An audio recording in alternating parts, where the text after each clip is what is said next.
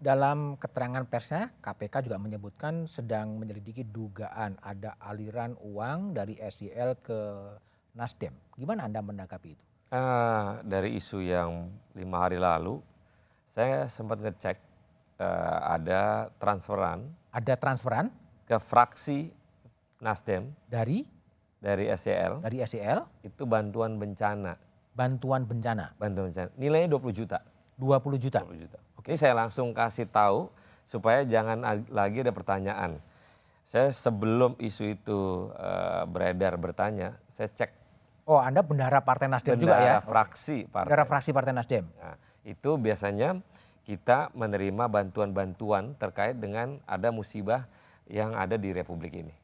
Jadi semua anggota DPR membantu tidak dipatok, tapi mereka membantu dengan seikhlasnya. Oke, tapi memang ada transferan dari SYL sebesar 20 juta. Itu sudah diakui oleh bendahara fraksi Partai Nasdem. Jadi tidak masalah artinya kalau ada penelusuran lebih jauh di luar yang 20 juta itu. Kalau untuk ke partai sendiri nggak ada ya. Saya juga bendahara umum partai. Tidak ada transaksi terkait dengan urusan personal, nggak ada. Kita semua terlaporkan tidak mau menerima pada transferan seorang personal, kita enggak. Kita bekerja dengan uang yang memang sudah didapatkan dari negara. Tapi kalau memang KPK mau menelusuri ya silakan aja kan? Silakan aja, itu terbuka. Oke, baik. Tadi saya menanggapi itu Profesor, terkait dengan pemanggilan KPK dengan polisi, itu biasanya kita pengawasan.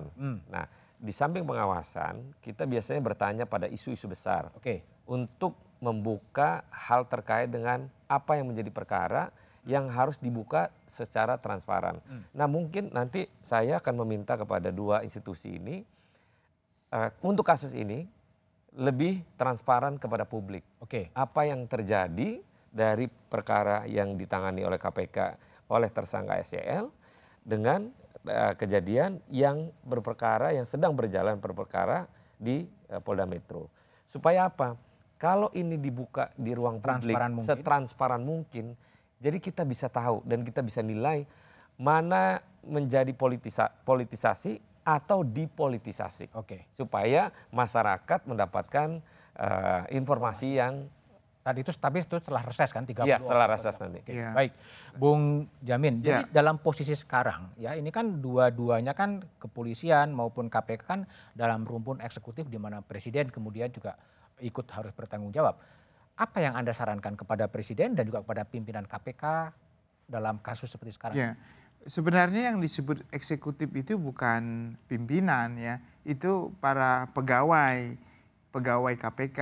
Kalau pimpinan itu independen, lembaga ini independen, nggak bisa intervensi dari presiden. Tapi kalau secara administratif kepegawaian dia di bawah eksekutif karena sama dengan ASN. Nah, saya kira begini Mas, jadi ini kan kasus yang sudah ada di penyidikan. Penyidikan sudah berjalan. Di satu sisi ada laporan dari yang kita tidak tahu tadi itu terkait dengan pemerasan yang diduga dilakukan oleh pimpinan KPK, salah satu pimpinan KPK. Nah, ini saya kira nggak bisa kita bilang langsung, oh kalau kamu berhentikan itu kita berhentikan ini, yang kalau kamu nggak mau berhentikan ini juga saya lanjutin. Nah ini kan namanya itu kan namanya kan transaksional. Transaksional. Dalam hukum itu nggak boleh begitu. Harus diselesaikan. Diselesaikan apakah benar ada tindakan perbuatannya nyata atau tidak. Nggak ada istilah dalam konteks pidana korupsi itu ada RG. Ya, tidak ada restoratif justice. Restoratif justice. Ya. Cincai gitu maksudnya. Iya, bukan restoratif justice itu penyelesaian secara damai gitu karena dikembalikan uang. Pasal 4 sudah jelas pengembalian uang tidak mengakibatkan berhentinya suatu proses pidana begitu. Termasuk pemerasan ini dan gratifikasi ini juga begitu. Artinya nggak ada RG, tidak ada restoratif justice sama-sama. Bahkan presiden sekalipun tidak boleh restoratif justice. Nggak bisa. Artinya gitu. Presiden membiarkan saja perkara itu berjalan sebagaimana mestinya. Benar Mas Budi. Jadi saya nggak setuju contohnya ya. Ibarat kata saya menduga presiden manggil pimpinan KPK lalu manggil Kapolri duduk sama-sama. Oke kalian diam bikin SP3. crash course. Oke. Itu saya kira nggak bijaksana presiden itu. Artinya harus diselesaikan masing-masing sampai akhir. Kalau memang tidak terbukti SP3 ya silakan gitu. Tapi nggak bisa ini jalan damai gitu diselesaikan seperti itu begitu. Oke, baik. Al? Ya, gimana? Saya gini Mas, kita ini kan negara hukum ya, sehingga kita harus menghormati proses hukum. Proses hukum yang berjalan di KPK silakan berjalan. Proses hukum yang dilakukan oleh Polda berjalan. Jangan diasumsikan ini seperti apa, ini harus jalan dua-duanya. Yang kedua adalah Mas, saya ingin tekankan bahwa kepentingan kita dalam persoalan ini, kasus ini dan gaduh kasakusuk ini, itu karena memang kita menyadari bahwa ruang politik sangat berkepentingan terhadap KPK. Jadi kekuasaan ini selalu berkepentingan terhadap KPK. Oleh karenanya dia mencoba otak-atik dengan menggeser undang-undangnya, merubah undang-undangnya dan lain sebagainya. Jadi saya berharap di 2024 semua kandidat itu punya komitmen untuk merevisi undang-undang KPK tadi. Satu poin, supaya dia tidak jadi lembaga eksekutif lagi, jadi lembaga independen dan lain sebagainya itu. Yang juga menarik adalah Anda bicara soal tensi politik ya. Iya. Setelah Pak SYL kembali ke Jakarta, kemudian juga bertemu dengan Presiden di Istana, dan fotonya itu kemudian dipublish. Ini apa? Simbol apa? Atau pesan apa? Ya, yang bisa menafsirkan itu. Kalau mungkin, Anda? Kalau saya menafsirkan bahwa mungkin dia sebagai bekas mantan pembantu presiden ketemu presiden menyatakan mengundurkan diri. Jadi kalau tafsir politik kan orang bisa bertafsir macam-macam, itu ya. Tapi yang kedua saya ingin tekankan lagi Mas, kenapa kita melihat kental dimensi politik dalam dimensi KPK sekarang? Mas Budiman kan tahu masa pimpinan KPK itu harusnya berakhir di bulan Desember. Diperpanjang. Ya kan? Ini diperpanjang. Apa alasan memperpanjang? Mahkamah Konstitusi menurut saya sangat amat tidak rasional memperpanjang masa pimpinan KPK. Terlalu kompleks ya. Terlalu kompleks. Cawe-cawe ya. Desember ini berakhir diganti sama Mas Budiman. Revisi undang-undang KPK dilakukan baru KPK benar. Sepanjang itu nggak terjadi susah ini Mas. Gitu. Bung Febri. Bentar, Bung Febri. Anda memastikan bahwa SYL akan begitu datang ke Jakarta langsung akan datang ke KPK kooperatif?